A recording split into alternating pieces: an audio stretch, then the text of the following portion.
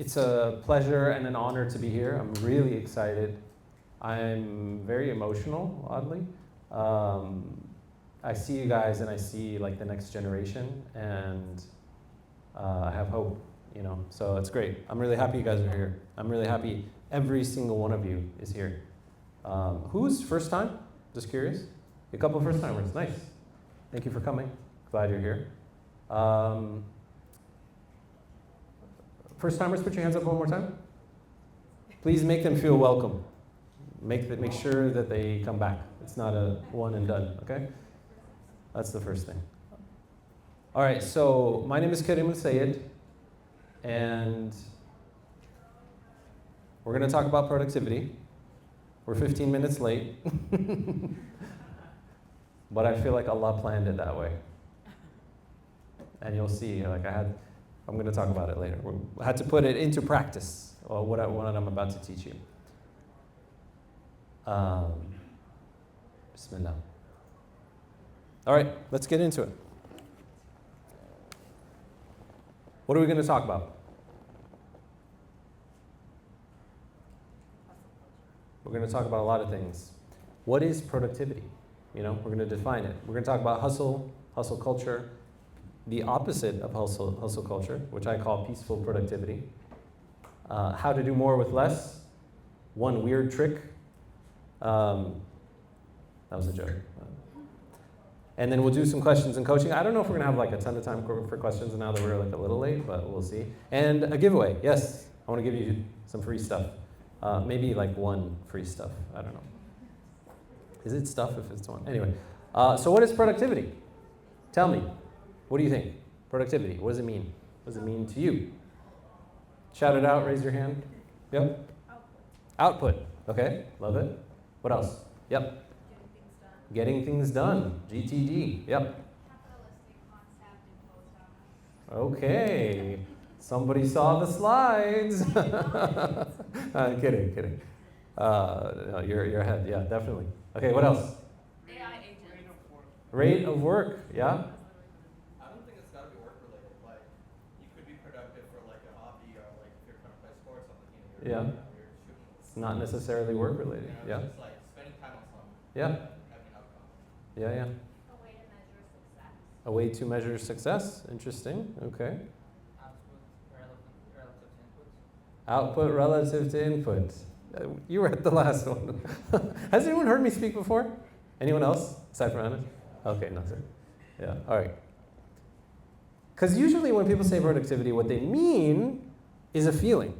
Actually, like in all my coaching. So I'm a life coach, productivity coach, high performance coach, leadership, all that stuff. And when I ask people, like they come to me, they say, I want to be more productive. I want to be more productive. Okay, cool. What do you mean? And it's like, it's a feeling. How do you know when you're productive? Well, I feel good. I feel accomplished. So it's about a feeling which is related to the pace of progress. It's about the pace. Somebody said output over input. Somebody said getting things done, right? So it's about how much you're able to get done. And usually, when pressed, people don't care about productivity. What do I mean? If I say, okay, your productivity rate at, I don't know, processing emails, you can process 60 emails an hour. You've doubled your productivity. You can now go through 120 emails an hour. Notice the reaction. People are like, okay, like who cares? I don't care about that. I don't necessarily care about productivity. I care about the big picture. I care about the bigger goal. And the bigger goal is usually not productivity related. So productivity is usually a means to an end. There's some other end. What is it? We're going to talk about it. So yes, productivity is usually output over input. What you can accomplish, the results you get, and what does it cost you to get there? That can be time, attention, money, effort, energy. So let me ask you a question. In this capitalistic society that we live in, does anyone ever feel behind? Some head nods. Some hands up. Yeah, me too. Me too. I'm a little bit older than you guys, I'm guessing. So I want to tell you my story. And so I'm not like an imam or something like that. I'm a coach. So it's a little bit different. And the way I like to teach is by my failures. Okay, so learn from my mistakes, please. I'm begging you. And my story is like pretty much most like Muslim young people, I would imagine. Started out with a dream, with a goal. I was a biomedical engineer, designing devices used in minimally invasive surgery. So I took doctor and I took engineer, and then I put them together so maybe my parents would love me. And and I was training like doctors and whatever to like use these devices. And I remember like I was just so driven, you know, like I just wanted those, like there were few things, like if I just got promoted, you know, I wanted to manage people. Like I'm a good manager, I could manage.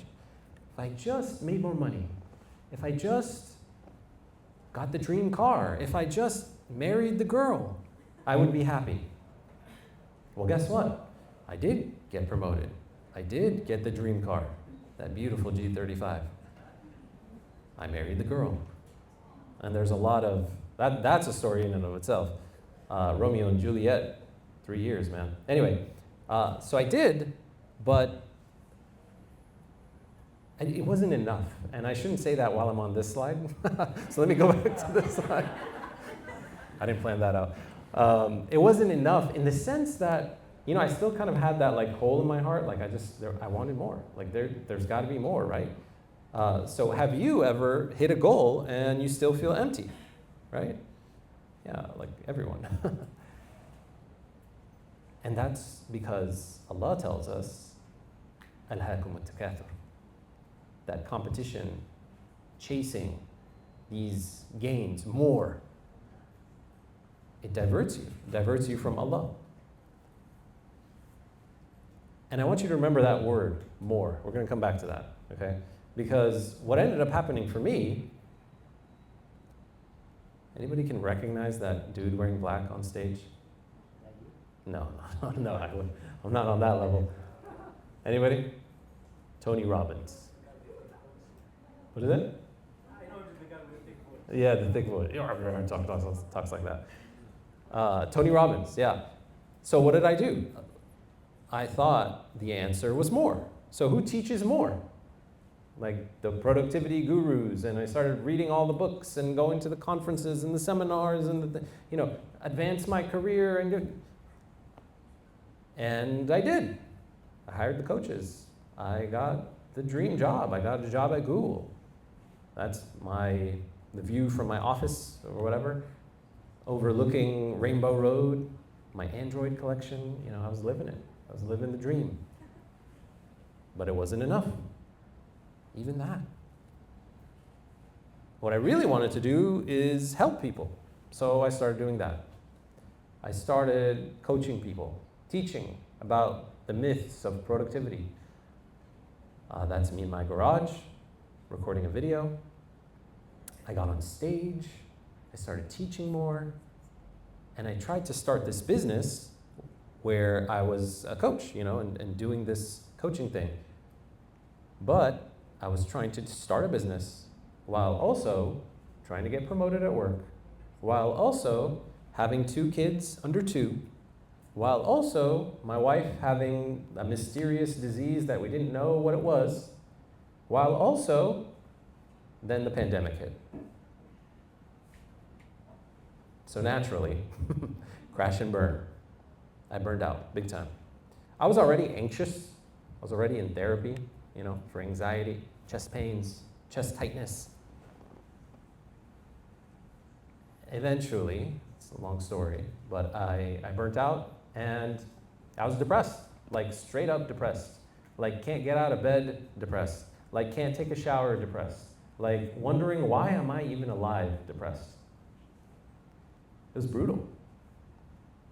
And it led me down a road. Me, the high performance coach, me, the productivity expert, had to admit defeat. I had to basically surrender. I was broken. I had to take short-term disability leave from work. It was wild. Me? Disabled? Like, what are you talking about? But I couldn't work. I literally was disabled. And I remember some of my coworkers talking to me about how brave I was and how... And then after I did that, everybody started doing it. And I just met with one of my coworkers from back in the day, and he was like, yeah, man, like you were the trendsetter. I was like, wow. I didn't realize like that it would become a cool thing, but it's not about it being cool, it's about that everyone was suffering, right? From this disease of more. And so I got into treatment. I did like every advanced treatment out there. EMDR, neurofeedback, you probably don't care about that. But I even got my brain scanned to figure out like, what is wrong with me? Why am I like this? Why do I have this compulsive desire for more, to achieve more? I can't stop. Like anyone in their right mind would have said, 2 kids under 2, your wife is sick. Like, just take care of your family, dude. Relax. But I couldn't. And it turns out there's a reason why. If you look at, wait, I have this thing. This diamond pattern here. Actually, I'm gonna walk around. Sorry, it's gonna mess up the recording, but I gotta move. All right, if you look right here, we got the diamond pattern. What that diamond pattern indicates, that's PTSD. Trauma? Wait a minute. I wasn't a refugee. I wasn't in war. I wasn't in, a terrible accident, but I experienced trauma. What was this about? Come to find out that there's this thing called CPTSD, which stands for complex trauma, which is a developmental form of trauma, which means that it comes up in relationship as you grow up. Some people call it childhood PTSD. I also learned, you see that like hole there and that hole there? That's not supposed to be there. That shows lack of activity in the prefrontal cortex. Prefrontal cortex is responsible for executive function. So the doctor starts asking me all these questions. It's like, you have trouble focusing? Do you have trouble this? Do you that? And I'm like, yeah, doesn't everybody? And she's like, no, have you ever considered that you might have ADHD? And I was like, what? No, not me. But come to find out, I do. So that was like a little cherry on top, right, of this whole thing. So as I went on this journey, I was trying to find out, what's wrong with me. I started to learn and get certified in all these things. I'm not putting this up here to impress you. But eventually, I knew what I had to do. I had to leave Google. And I did. That's when I peaced out. Very proud moment. Now, I do coach people. I do develop tools. First, I developed tools for myself, Life Lab Notebook, to be more productive. We're going to talk about that a little bit later. And I developed what I call the lasting way to transformation. If anyone wants results, this is the way. And that is a Mandalorian reference. Recognize where you're at, what the nervous system does. 2, come to a reckoning, what the damage that has been done. 3, learning to regulate your nervous system. That's very important. This is a skill that I believe all people must learn. 4, rewiring the nervous system, processing those old issues. All this is unblocking. That's what we've done. Then we talk about productivity, releasing the potential that you have, right? And the example I like to give is like driving a car. Like if you're driving a car and you're not going anywhere.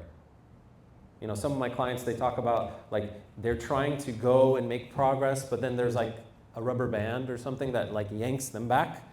They're able to make a certain amount of progress, but then every once in a while they just crash and burn, and then they come back and they get snapped back. And the further they run and the harder they run, the more they get snapped back. There's a reason for that, and that's the inner stuff.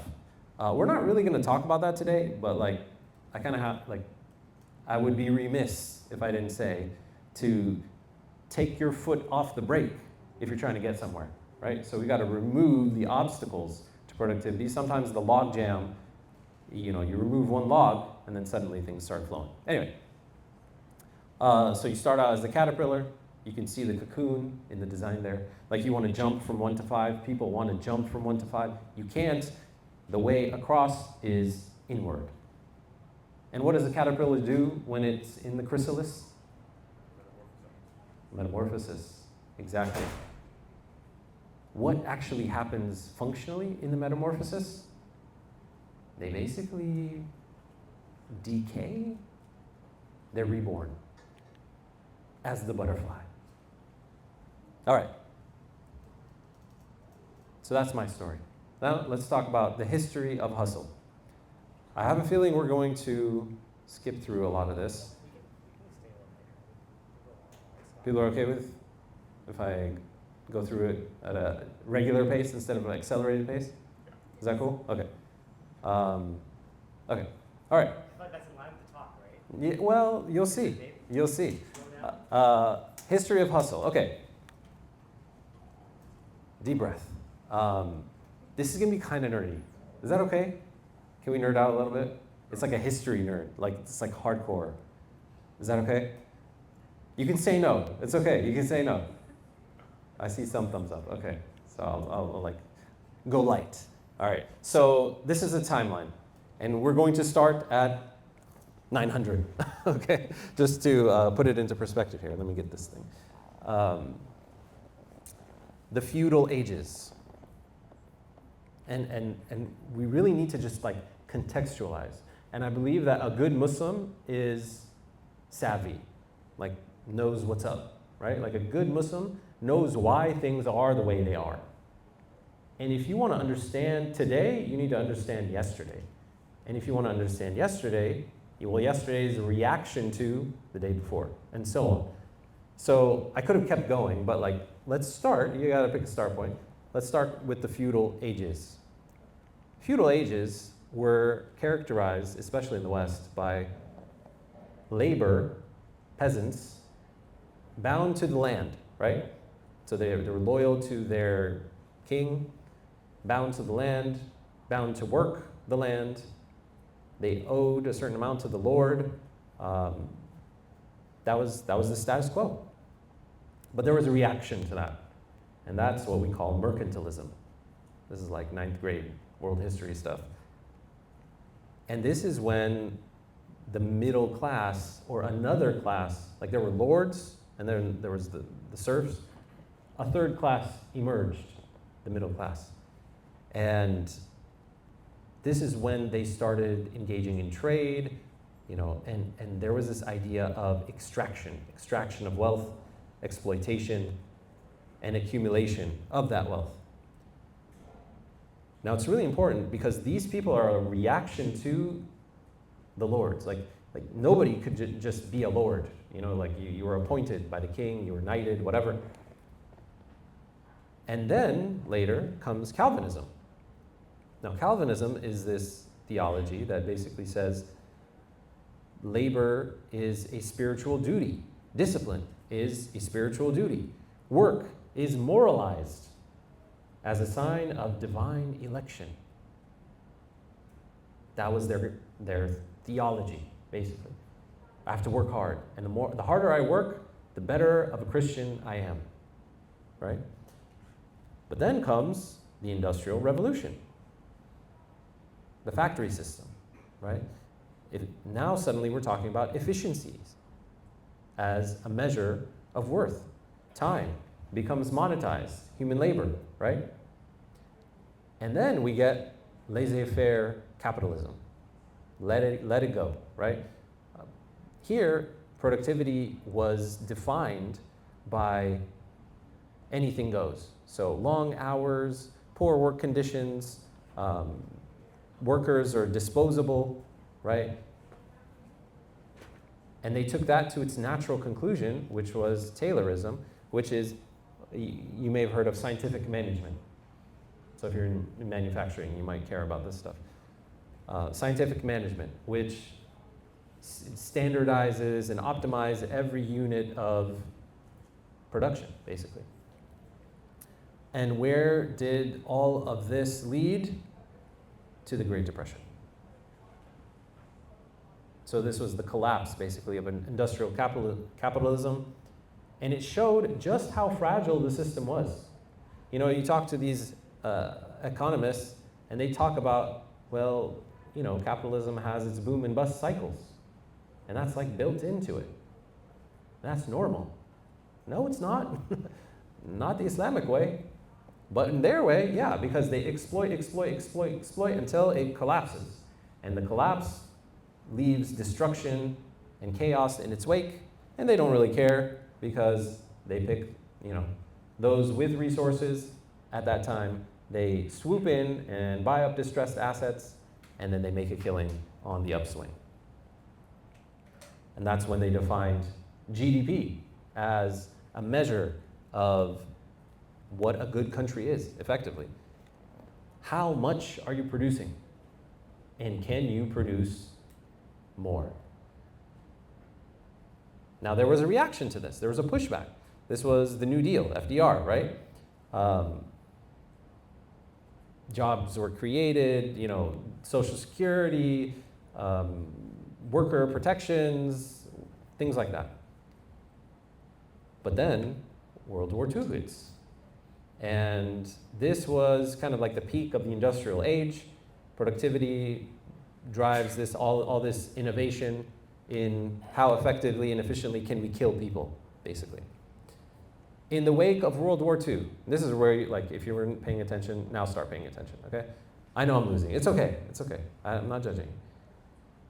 Bretton Woods Conference, okay? Bretton Woods Conference, you have to know this. This is so important because everything after World War II is when the US became the world hegemon, right? How does the US gain world power? It's after that. Bretton Woods Conference says, don't worry, everybody, peg your currency to the dollar, and the dollar will be pegged to gold. Don't trust us, right? And what did that do? It created the baby boom, right? And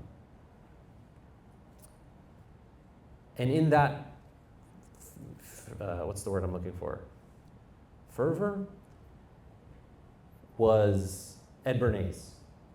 Ed Bernays, possibly one of the most evil men to ever live, invented propaganda. Sigmund Freud's nephew, okay? He invented modern advertising as like, let's take what the, you know, Goebbels and the Germans were doing, the Nazis were doing in terms of propaganda, but let's like apply it to capitalism. That was his contribution to humanity. So may Allah give him what he deserves. Then comes, and by the way, this is like Mad Men. You guys ever watch Mad Men? I never watched it, but I know of it. You know, like the ad age, you know, advertising agencies. In that kind of environment comes prosperity gospel. The US is booming. Things are great, you know. And so what do? We want more. And suddenly God is justifying our more. Peter Drucker comes, effective executive, stagflation hits. I'm going to kind of like go through this a little faster. And then we move to a fiat currency. The gold standard is no more. That was a huge one. Richard Nixon. We're from the same hometown, fun fact, Yorba Linda, California. And let's keep going. Then we have Reagan, we have neoliberalism. All the rules are out the door, and it's all about more at the expense of the New Deal and the protections that were placed in there. Now, I'm gonna go through these last ones pretty quick, because then we get into kind of like the 80s, we're getting into like the daytimer. There was like a big craze. I remember my dad had one. You know, it's like you have like this productivity journal and you write down everything in it. Globalization starts happening, free trade opens up. The 7 Habits of Highly Effective People gets written. Anyone ever heard of this book? Anybody read this book? It's a great book, by the way. I actually really like it, as much as I hate on it. Stephen Covey, Mormon dude. We're pretty aligned with the Mormons. In some ways, and not in others. Anyway, gosh, too many tangents. Attention economy. Oh wait, hold on, I'm jumping ahead. Information age, iPhone gets released, social media, attention economy. You guys were born for this stuff, right? Great Recession, gig economy, hustle grifters, and now we're in algorithmic capitalism, right? Like we're applying AI, the machinery of AI to extract maximum value in all possible ways, right? And it's all about more. That's what all this has been about. Those mercantilists and that class of people have been seeking more. So what do we say about this? Islam and productivity. All right. I'm going to throw some information at you. All right, so just register like at a high level, okay? Because I can go off on this. Number one is a sense of urgency. So in Islam, like when I think about my burnout and I think about why, it's because I kind of abandoned some of these principles, okay? So I'm giving you these principles now so that, inshallah, it doesn't happen to you. So number one, sense of urgency. So of course, we know, وَالْعَصْرِ إِنَّ الْإِنسَانَ لَفِي خُسْرٍ. This is like a known thing. We're at a loss. Humanity is at a loss. We're losing. And somebody explained it to me once. He said, imagine like back in the days, there was like an ice cellar. Like they would go to the mountains or whatever and like chop blocks of ice and bring it down to the town and then sell it. Well, guess what? That guy is in a state of loss because his product is melting. The clock is ticking on him, right? And that's how we are. We're in a state of loss. Prophet ﷺ says, 2 blessings which many people neglect, health and free time. And just by show of hands, how many people here are married? Anybody? A couple of people? Okay. So when you're single, you have a lot of free time. When you're married, you have a lot of free time, but less. When you have kids, you have no free time. The world changes, okay? So that's some advice for you. Prophet ﷺ says, take advantage of 5 before 5. Your youth before your old age, your health before your illness, riches before your poverty, your free time before your work, and your life before your death. These are all, I mean, if you look at them, some of them are just directly, 2 of them are time related. Another one will be asked. We won't even be able to move. Just imagine, like Day of Judgment, you're standing there in front of Allah, you can't move until you're asked about 5 things. Your life and your youth, but 2 time related. Now, some of the companions, or the Salaf, let's say, were very intentional with how they spent their time. There's a great book about this by Abu Fatah Abu Ghudda, who talks about this, and he analyzes what were the habits of these old people. Hassan al-Basri says, you're just a number of days. Ibn Mas'ud, I don't like to see idle people. Shafi'i divided his day into 3 parts. You talk about like productivity gurus right there. Teaching, worship, and meeting people's needs. Ibn al-Jawzi authored over 1,000 works. He said if a scholar wastes a moment, his pen should weep. So they had a big drive, right, to be productive. But it was matched with an attitude. And I actually don't want to use that word, attitude. I want to use a different word, heart set. It's not even a mindset, it's a heart set. Where's your heart at? For Muslims, we know that it's about our heart, our intentions, right? إِنَّمَا الْأَعْمَالُ بِالنِّيَّاتِ. Everybody knows this hadith. First hadith that gets taught usually is actions are by their intentions. Most people skip over the second part, and there's a third part. I didn't even put it on the slide. But the second part, وَإِنَّمَا لِكُلِّ امْرِئٍ مَا نَوَى. Everybody gets what they intended. Interesting.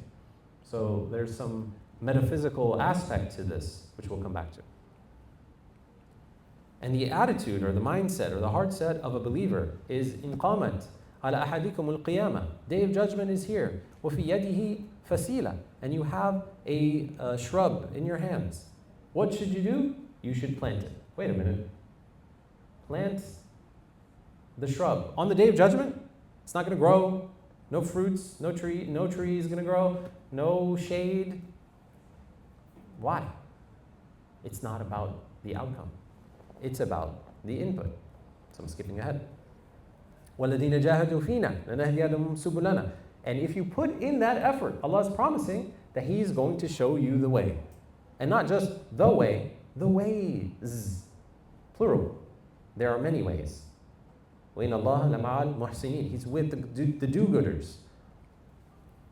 Another example, وَمَن يَتَّقِ اللَّهَ يَجْعَلْ لَهُ مَخْرَجًا وَيَرْزُقْهُ مِنْ حَيْثُ لَا يَحْتَسِبُ. Whoever is mindful of Allah, who will make a way out for them and provide for them sources they could never imagine. And whoever puts their trust in Allah, وَمَن يَتَوَكَّلْ عَلَى اللَّهِ فَهُوَ حَسْبُهُ. Allah is enough for them. I'm going to skip over that.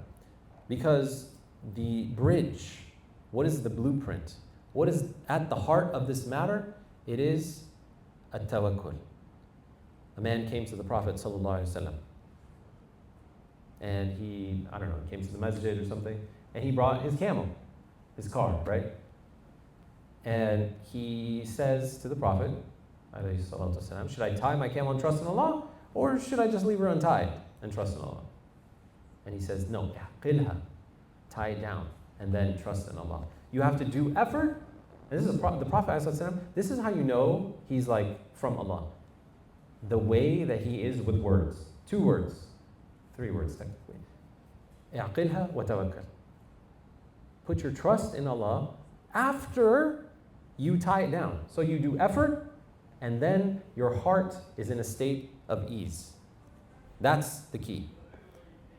Now, there were some people who got it wrong, okay? So this is not a photo from those days, but Umar radiallahu anhu, he was in the presence of some of those people. I don't know how to get a photo of those days. I was going to ask AI, but anyway. He sees these people just chilling. He says, who are you? They said, we are al-mutawakkilun. We are putting our trust in Allah. And he says, no. Antumul muta'akilun. You are the ones who, what is muta'akil? The ones who are looking for someone to feed them. Because he says, amma al-mutawakkil, the one who actually does tawakkul, he puts seeds into the earth, and then he depends on Allah to provide for him. I have a very funny story about this. Maybe I'll tell you guys later if we have time. Effort. Number 3, effort. So we put in the effort. Allah doesn't look at your appearance or your wealth. He looks at your hearts and your actions. He looks at your actions. And actually, وَمَنْ أَرَادَ الْآخِرَ, and whoever desires the hereafter and strives for it accordingly, and is a true believer, then their striving will be appreciated. Their striving will be appreciated. Not the outcome, not the results, the effort. What if I fail? What if it doesn't work? What if it blows up? What if blah, blah, blah? It doesn't matter. The effort. Now, when we put in the effort, we should do it with excellence, right?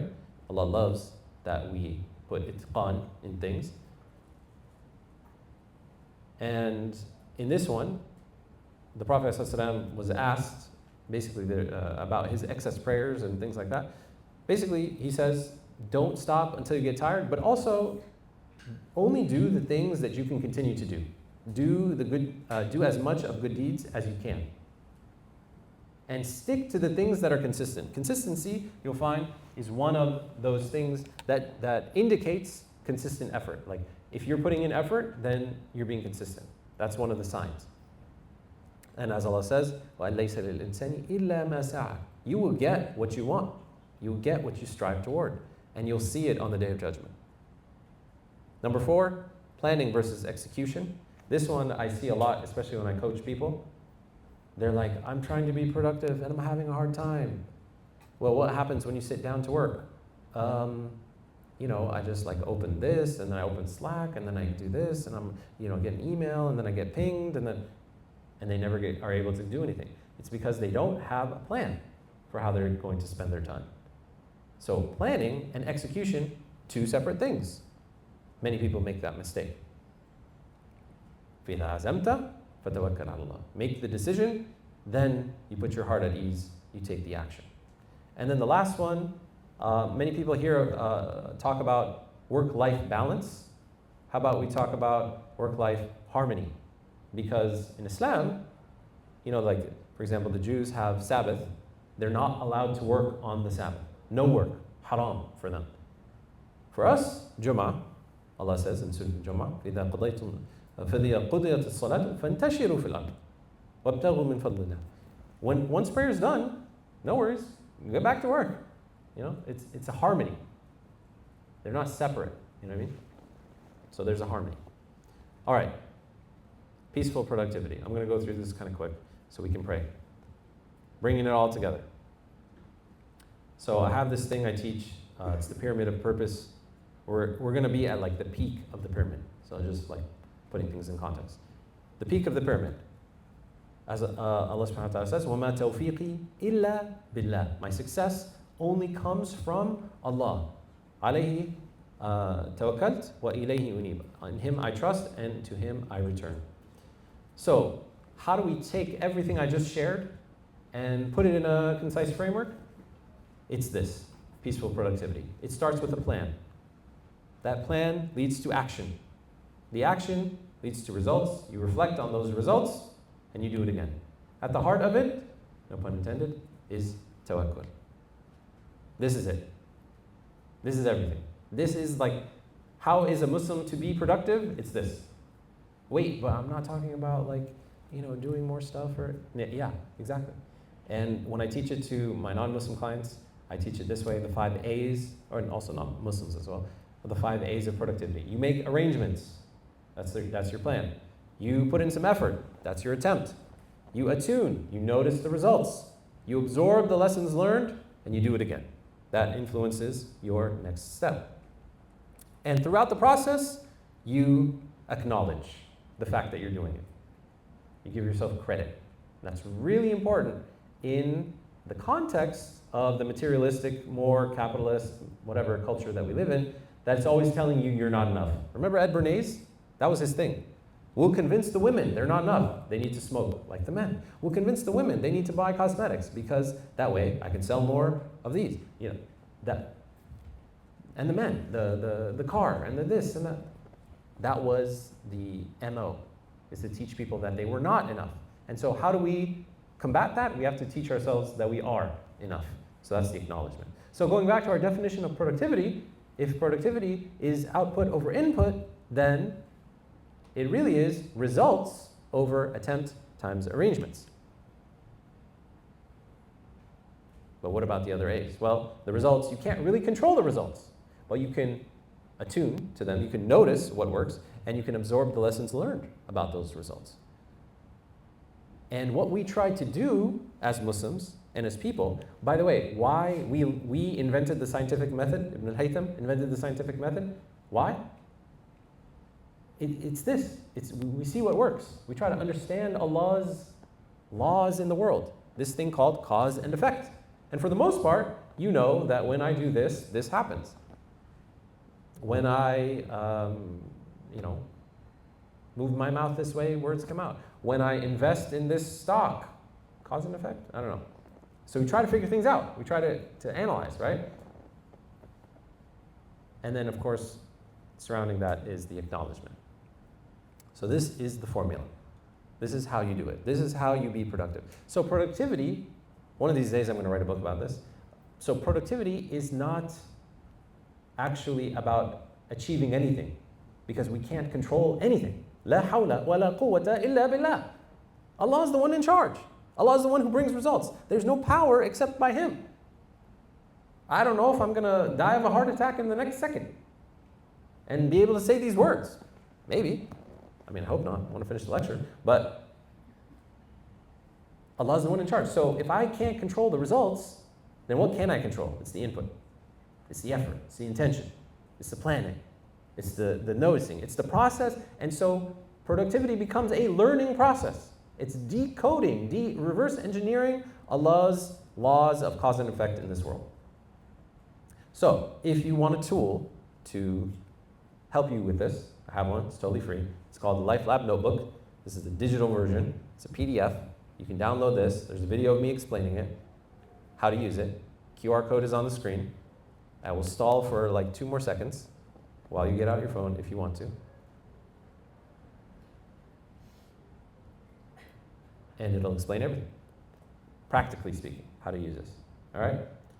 Now, last thing, the X factor. How to do more with less. The answer is barakah. The answer is barakah. If Allah is the one who's in charge, if Allah is the one who brings results, well then, can't He give you more? Absolutely. Can it be disproportionate to your inputs? Absolutely. That's what barakah is. For example, Prophet ﷺ says, "Oh Allah, bless my nation in their early hours." How many people stay up after Fajr one day and you're like, oh my God, I was so productive, I got so much done, I went to the gym, I did this and that, right? Like, have you ever sat down to work and you get like a ton of things done, and sometimes you sit down to work and you get absolutely nothing done? Why is that? It's barakah. That's the blessing. Please connect my device. Is that showing? No. That's the barakah. How did Imam Bukhari, in his short life, for 16 years, compile 600,000 hadiths and narrow them down to 7,563? Barakah. How did Imam Malik relate more works of knowledge than any of his peers? It's because of barakah. He did like something weird that other people didn't do. He wouldn't write a hadith without being in a state of wudu. So he was blessed. These things, we think like, 1 + 2 = 3. But sometimes, like, Allah can fudge the numbers a little bit because He invented math. For example, another one. The food of one person is enough for 2. The food of 2 is enough for 4. The food of 4 is enough for 8. That's barakah. Another one. If you want your rizq to be expanded, your sustenance, your provision, and your life to be prolonged, what do? Ya Rasulullah, what should we do? فَلْيَصِلْ رَحِمَهُ. What? What the? Connect your ties of kinship? Like call your mom, call your uncle, call your grandma? Yes. That's barakah. It's like, it doesn't compute, right? But Allah's the one who's in charge, right? So we can try to approximate and understand the laws of Allah in this world, but ultimately we turn back to Him, right? For example, another one is gratitude. Tony Robbins and these like life coach guys, they discovered gratitude. And they start teaching about gratitude. And they're like, oh my God, when I start my morning, 5 a.m., wait a minute, 5 a.m.? Why are you waking up at 5 a.m.? Oh, it's like, I get to do all these things. And my day is amazing. So they got the blessing of the early hours, okay? So they're reverse engineering our deen. Now they're talking to us about gratitude. Allah says, if you are grateful, I will give you more. Some people talk about this. Seeking istighfar, that gives you more, right? So there's certain things that you can do to get more. It's a non-comprehensive list, right? Non-exhaustive list. All right, wow, that was an abrupt ending. Thank you for that. Right on time, sort of. If you want to stay connected, you can follow me on Instagram and LinkedIn. Not as active as I once was, but I intend to get more. I have a new assistant helping me out, so inshallah I'll be able to do that. You can just find me on Instagram. It's Kareem Elsayed, ITS, Kareem Elsayed. If you are wanting to join a community of people who are learning these practices and putting them into place, a lot of builders and really just heartfelt people from actually around the world. I have this free community on School. This is the name of the platform. It's called Ummah Unleashed. The idea is to teach people these lessons. So if you're interested in that, you can join that. And then I also do coach people. I also do work with companies and businesses. So I can come in, I've done leadership training, things like that, or one-on-one, or I also have groups as well. So if that's something that you're interested in, hit me up for that. And also, side note, if you want to help improve our community and you are interested in something mysterious, then please see me afterwards. Okay, we're not done yet. Questions and coaching, it's already 8:30. Maybe we can do that after prayer. I don't know if that's, or should we?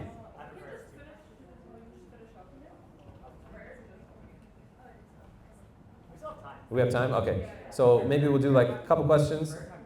Prayer just, okay.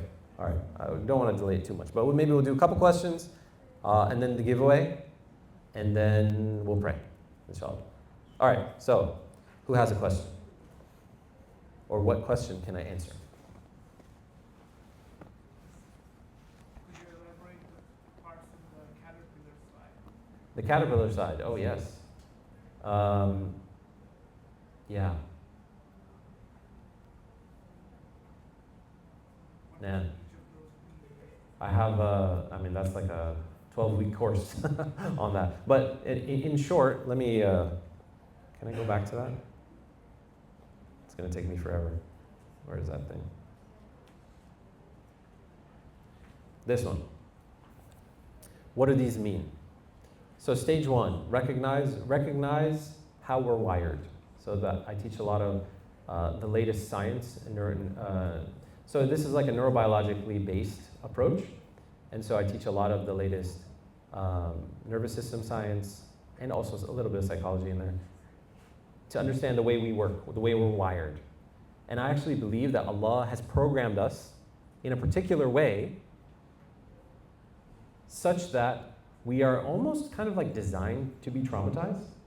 And that's actually part of His intent for us is to return back to Him and overcome those difficulties because He promises us the difficulties. So knowing like the spiritual and biological basis, you know, as like a designer myself, like, and like stuff, this is like almost sacrilegious, but like game recognize game, you know, like if you see a good designer and you're like understanding why things are the way they are, right? And like breaking that down. So like understanding how we're wired is a sign pointing back to the creator of that design.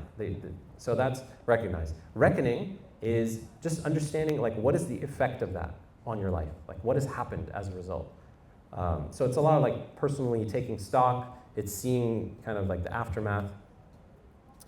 In regulation, we teach three things. There's cognitive regulation skills, so using your mind. Number two is somatic regulation skills, so the body itself. And number three is co-regulation, so other people. And those are like the skill sets that we teach for regulation. Because most of the issues, by the way, when it comes to productivity, they're actually like emotional issues. They're nervous system issues. So learning those skills, that can be a lot. Once you can regulate, then we get into rewiring. So I have like certain techniques that I use to help people reprogram those traumatic experiences that they've experienced early in their lives or patterns that they experience in their lives. And then the release, that was like what we talked about today was like a lot of the release stuff. So it's like, what does it actually mean to be productive? We do some other activities to like identify like personality tests, things like that.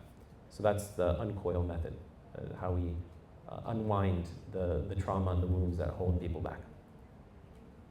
Yes?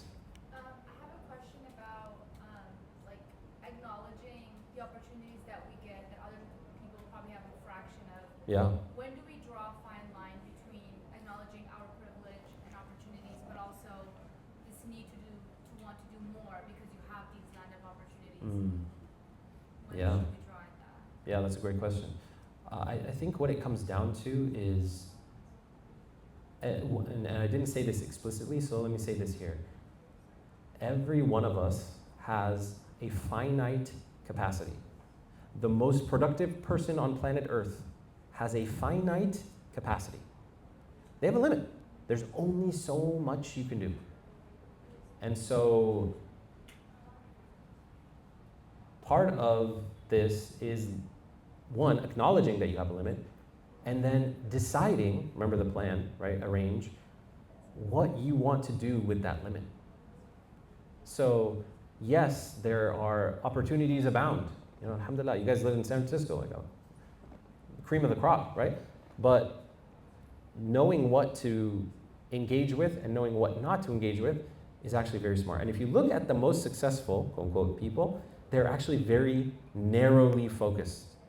You know, like a laser beam versus like the sun. Sun, super powerful, lots of radiation, but it's like diffuse. But you put like a magnifying glass and you focus that thing and it can like blast through anything, right? So that's kind of the idea, is figuring out what you should focus on. And that in a way is being grateful for the other blessings, is that you've sort of taken stock and you've made a conscious decision which ones to engage with. Hopefully that helps. Yes? What advice do you have for the people who are right now at work training the agents that are eventually going to replace us? Oh yeah. Unionize. Seriously. I'm not kidding. Like, unionize. Like, capital, so this is like, so Marx got some things right, okay? So we gotta give him some credit. So it's not cool, it's not hip to be, to do that kind of thing. But actually, you know, that level of resistance is necessary. Like Allah says in the Quran, like He makes powers resist each other to keep each other in check. So I do actually believe that, like when I was at Google, part of like when I was leaving, like there was like a tech workers union. They were starting to do, you know, that kind of work. The problem though, Mr. Idealist Kareem, is that if you don't do the work, someone else will, right? So it's like, well then what, right? So then you have to like be really effective at organizing and shutting it down. Yeah. It's a crazy world we're living in, you know? I wish I had a better answer for you. I'm sorry. Anyone, maybe we can help the sister out. Someone smarter than me can talk to her after, inshallah. Or we can have a discussion about it. All right, maybe like one or two more questions, and then we'll break. Yeah, sister. Thank you for sharing about your journey. It's very powerful. I think a lot of us can relate in some ways. You mentioned very quickly that when you were burned out, you were feeling all of those terrible things, and then you found this, like, what's the role of Islam Yeah. in that part of your life? And then you mentioned you kind of went back and you realized you were a little bit, like, can you elaborate a little bit on that? Yeah, great question. So I was like super involved in Islam, the Muslim community, all that. And I grew pretty like disenfranchised, disenchanted. I don't know, I was mixed those two words up. Because I was like, all right guys, we gotta do this, and like the uncles would be like, no. And I'm like, oh, you know. So like that, come to find out, it's funny, this slide is up, was like reenacting a trauma for me. Like I have a wound around being alone and like not being supported. Neglect was my like childhood wound. So when I can so clearly see the future, I'm like, I know what we need to be doing, guys, and they're not with me, and like I feel abandoned, right? So that led me away. And that led me to like the materialist, whatever, you know, way of thinking. Like, oh, Muslims, we just need to be rich, and then if we're rich, we can change the world. Like, no, there's like bigger powers at play. And it took me getting broken to realize, like, you know, like story of Yusuf alayhi salam. It's like a loop opens, a loop opens, a loop opens, and then that first loop gets closed, and then that loop gets closed, and then that loop gets closed. So the last loop for me that got closed was coming back to Islam in a holistic way. And realizing, like, even in my coaching, at first I was like, I'm not coaching Muslims. Like, no, they don't get it. You know, they're not open to this stuff. I'm talking about trauma, nervous system, all this. Like, they're in the Stone Ages compared to what I'm talking about. But come to find out, and actually it was one of my non-Muslim coaches who was like, dude, you should coach Muslims. And I'm like, no. He's like, look at your clients. And it was like 60, 70% Muslim. I was like, oh, good point. And I never made that realization. So now, alhamdulillah, we kind of like came back. But yeah, that was part of my journey, is I had to kind of come to terms with that and serving Muslims again. Yeah, good question. What somatic system regulation tools do you kind of share? Somatic tools, okay, now we're getting nerdy, I love it. The best somatic tool, and like individual somatic tool, because co-regulation is the most powerful tool for regulation. But the best somatic tool is breath. And the reason for that is it has a direct access to the nervous system. And there's like a closed loop with the vagus nerve. And so the vagus nerve basically runs fight or flight. It runs that part of the nervous system. And so you can kind of like co-opt that pathway. And I hate to use the word hack it, but like take it over, to basically trick your body or tell your body that you are actually safe through breath. And how do you do this? It's longer exhales. You'll find all these like breathing techniques and blah, blah, blah, you know, box breathing and 4-6-8 and you know, all these different, it doesn't matter. None of it matters. The only thing that matters, longer exhale. Why? Because the sigh. You ever sigh? When do you sigh? Like after something major, like I'm relieved, you know. That is a sign of, you know, your body getting back into regulation. So longer exhales, that's like the short answer. There are a ton of other techniques that I teach, but like if you want one, that's the one. Yeah.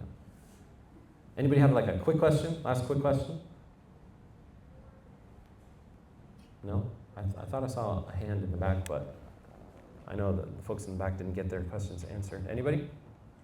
Last call? Okay, in the front. Did you ever seek medication for the, once you found out that you had ADHD and CBT, or were you Yeah. like, no? I have not taken any medication, although they really tried to get me to take it.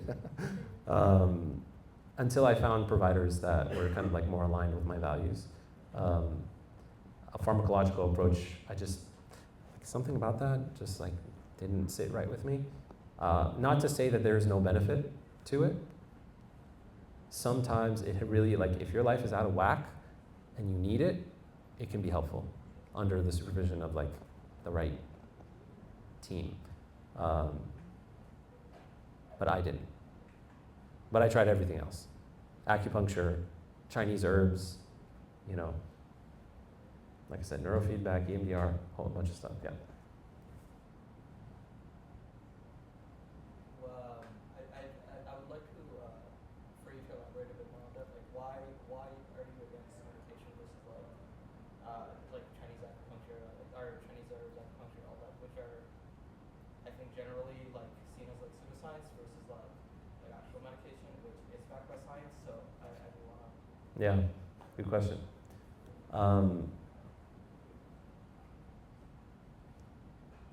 To me, the pharmacological approach, how do I say this?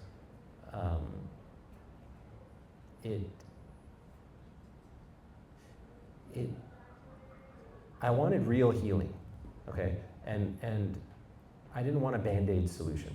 So those drugs can bring about the result that you want, but they don't fix the underlying mechanism, right? So it's like a leaky faucet. Well, I can put a bucket under it, or I can tighten the valve. And I wanted to tighten the valve. I didn't want like fake results, right? So if you put a bucket under the faucet while you go tighten it, be my guest, you know, like that makes total sense. But I didn't want to do that. Now, to Chinese medicine as a discipline, why that?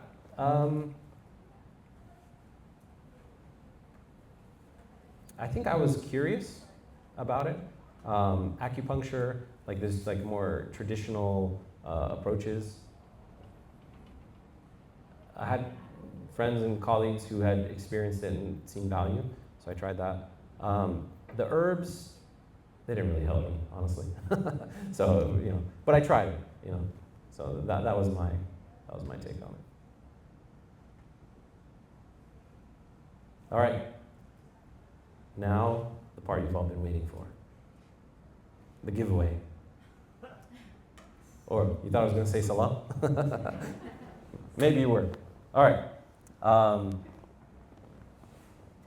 normally I have like a wheel that I spin and names, and like that's how I do this randomly. But let me see here. Where's this thing? So I have a gift for you guys. Actually, you're a big group, so I have 2 gifts. Where is this thing? Hold on. So the lucky winner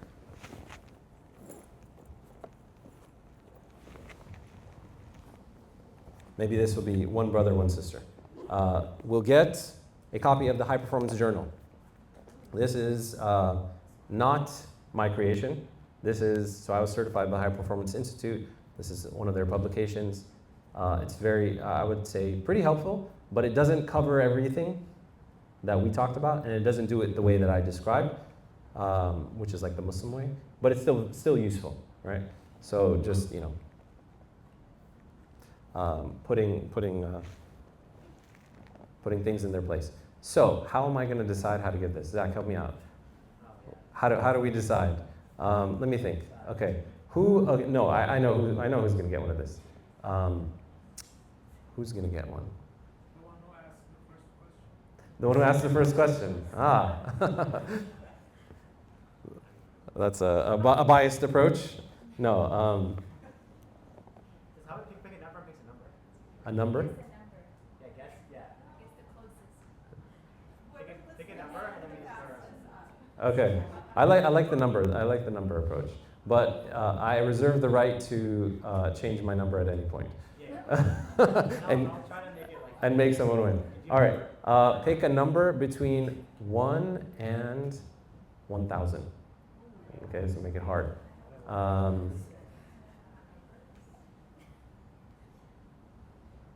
Okay, so I'm gonna go around the room and okay. So give me a number.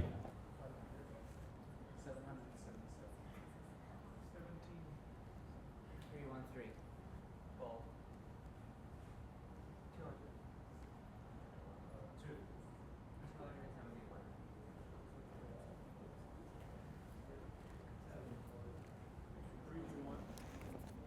47. Behind her. Behind. Okay, keep going back. And no, in the back. 700. 900. How about all the way in the back corner? 1. I thought about that. How about on the couch? 953. Okay, let's move forward. Okay, keep going forward. Okay. Sisters? 892. Okay. Keep going. 3. Keep. 777. Okay.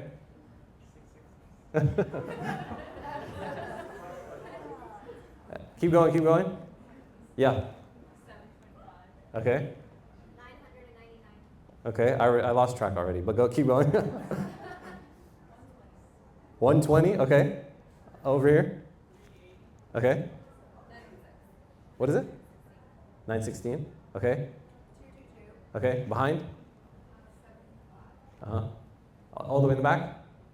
Or the sister? Yeah, standing. 150. Okay. And the sister standing. 55. Did you say 150? Yeah. 150. Okay. 357. 97. Did I skip someone? Oh, I'm sorry, I didn't see you. 100, okay. 850. 772. 44. 45. 5. 333. 67. 415. 17. Sister? What is it? 1760. Above 1,000. Below 1,000. Below 1,000. God, I don't know. 945. Okay. Oh, 580. Did I get everybody? Yes. Okay. The number was, drum roll, 222. So I had 200. You say 200, and what was your number? You said 222. Oh man, I wish I had one more. So I think that's the closest, right? 200, 222. Okay. All right. So you are the lucky winners. So congratulations. Let me bring these to you. There you go. Okay. And over here. Congratulations. All right, and then all right, we'll Okay, give me a round of applause for Kareem, please. Okay, inshallah we'll be setting up for Maghrib.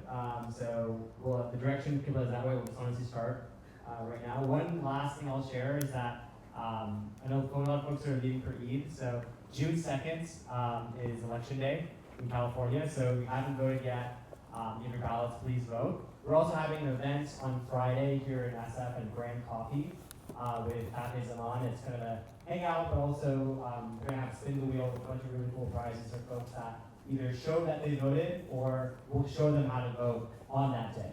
And actually, a few of the election officials like Shoykot and Connie will actually very likely be visiting. So you can Oh, wow. actually meet them, talk to them, have a conversation with them before you, if you're still on the fence about who you want to vote for. Just make sure you don't vote for Scott Wiener, because he's very dangerous. Just say that. That's me personally saying that. But inshallah, thank you all for coming. And as well, let's set up for